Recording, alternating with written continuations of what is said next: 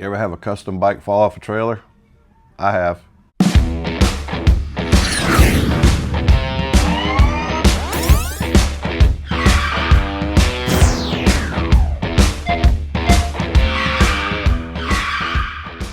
If you've ever had a custom bike fall off a trailer, you know what it feels like. Okay, it's story time with Steve. So back in about 2009 or so, I built a bike I call El Toro Blanco. I believe that means white bull. And we took it to Daytona. I believe it was in the fall. I believe it was Biketoberfest in '09.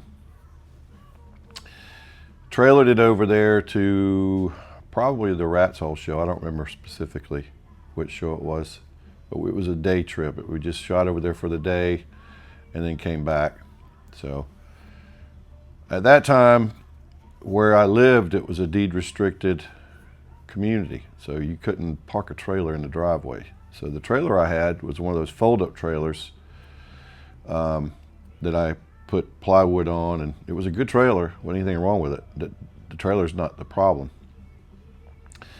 What the problem eventually wound up being was installing 2 weeks of eye hooks on the side of it. I know that now. I didn't know that then. So on the way back from Daytona, if you guys are familiar with the Tampa Bay area, I pulled in there to get gas right next to Dinosaur World on I-4 to get gas to get back across the bridge over to Pinellas County. Across the Howard Franklin Bridge over into Pinellas County. So we stopped in there to get gas. I believe it was a Shell station at that time. Got some gas and started to pull away from the gas station. And you know the little curbs that rainwater washes down? It's not really a curb, it's sort of just a concrete drainage path. You can kind of feel it when you roll over it. Very common. Well, because of this happening, I remember it like it's a movie playing in my head. Now bear in mind, I was scheduled for a photo shoot with the Easyriders 7 days away from when this happened. It's already scheduled in Fort Lauderdale. So as my truck rolls over, front wheels roll through the little groove, and you kind of feel it, and then the rear wheels, I'm kind of watching what's going on. I'm conscious of what's happening. Suddenly I look away from the mirror and I felt the truck do one of those things. And I went, what the heck was that? And I looked in the rearview mirror and there's no bike. The bike was being dragged upside down off the trailer. It happened that fast. It literally dragged the handlebars and the seat across the yellow paint for the yellow stripes on the road. Couldn't believe it. I was stunned. It was totally destroyed. I mean, the tank was dented, the handlebars were bent, everything. The seat was destroyed. It just totally messed it up. And here's some pictures. I'm going to kind of go through these pictures, and as you can see, it's just I can't even hardly talk about it even now. 15 years later or whatever it is, 18 years later, whatever it is. So we got it back on the trailer. Thank goodness I had someone with me. My friend Rick was with me. Got it back on the trailer. By this time it was dark, Got it back to where I lived and took pictures of all the damage. And bear in mind, I'm thinking, how am I ever gonna, I just lost my opportunity to have this thing in Easyriders already scheduled. So I think that was on a Saturday. So on Sunday, I got out there and just started taking it apart, and I called Scott, my painter, I had his number at that time, and I told him what happened. I said, dude, I'm scheduled for a photo shoot in Fort Lauderdale Saturday. Is there anything you could do to help me, man? I'll pay you whatever.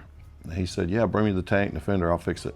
And he did. He fixed it like right away, within a day or so, a couple days. And so I got on the internet and went to local shops and found everything I needed. Next day air, local shop, everything I needed I found within a day or two. And put it back together. I think it was ready to go like Friday. We left like Friday night or something and got it down to Fort Lauderdale. And then all day Saturday we sat in the studio with photographer Don Rogers. He's one of the photographers for Easyrider. And we sat in there for 8 hours for the photo shoot. First 4 hours was bikini time, and the second 4 hours was not bikini time. And then next thing you know, the bike shows up on Easyrider. I think it was on the cover, matter of fact. Yeah, it was on the cover of Easyriders. So, but anyway, I tell you that story to tell you this. The best of us, no matter what you do, can experience a motorcycle coming undone, even in an enclosed trailer, an open trailer, whatever. There's proper ways to tie these things down. I've learned over the years what to do, but you still can have problems. Straps can break, eye hooks can break. Do your due diligence the best you can to try your best to make sure that when you tie your bike down, you've done all you can do. If something happens and you know you've done all you can do, then it's truly an accident. But don't, do the best you can when you tie these bikes down.